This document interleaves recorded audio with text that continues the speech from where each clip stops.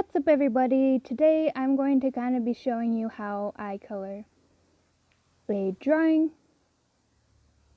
and how an upgraded thing on how I color skin. Also, I use many layers for the skin tone, and also in the background this is Kitty's animation. She is a super sweet person that I just come across knowing, so go check out her channel. It'd mean a lot to her and it make me very happy as well because she is my friend and I love supporting her because she's really sweet. And so I got her skin tone wrong, so just ignore that. So the first thing I do when I have a skin tone is this is just for shading like her type of skin.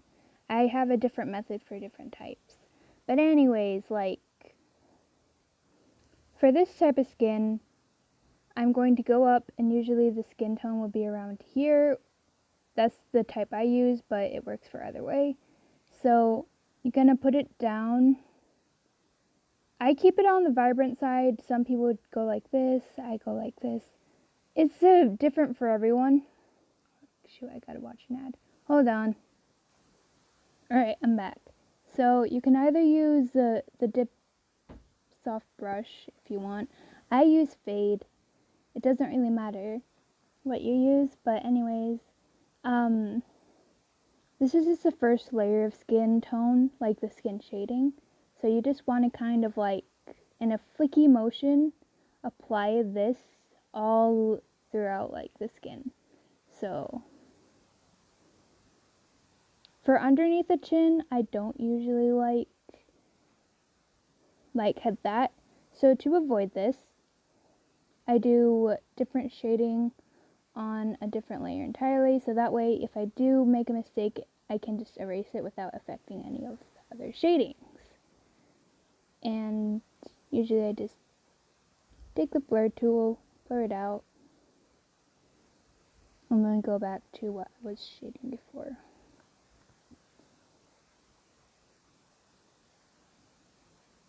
Do that. There. You can also add some shades. I usually only do this once, but like add just a tiny bit on under the nose to give it some dimension. Some people don't. I do. And then you want to take it and go to a reddish color. You can, if you think that the shade is too dark, don't bother to just go with your instincts. You can, I'm gonna go to that red tone, and then you just take it and you kind of just shade on the interior of the previous shade marks.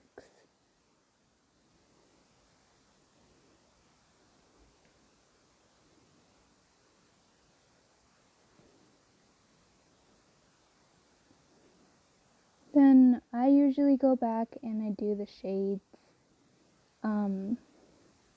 that I didn't do before, the shades that were on this, blur it out, erase some of this. And if it makes you feel better, it kind of, I don't know why this makes me feel better, but like, I really like kind of just blurring it out, just giving, I feel like it gives it a bit more, a softer look, I guess, and that's, like, skin is soft, so I like the soft look for skin.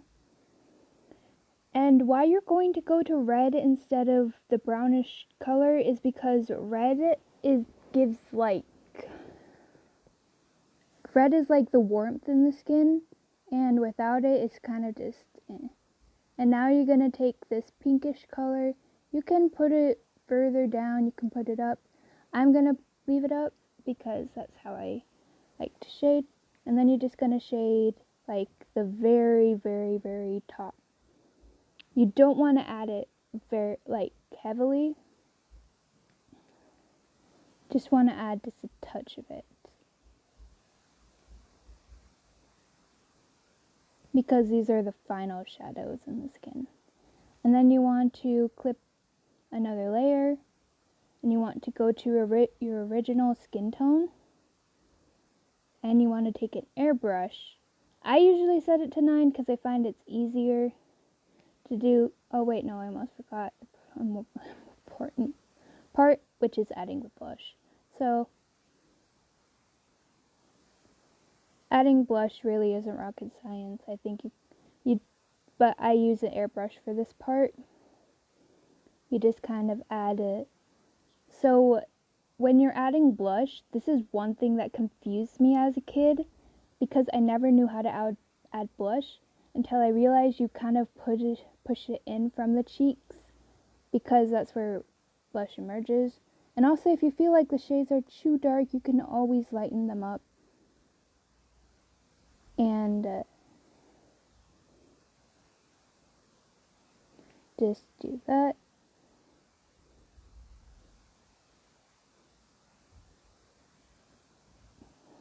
And then you take your original skin tone.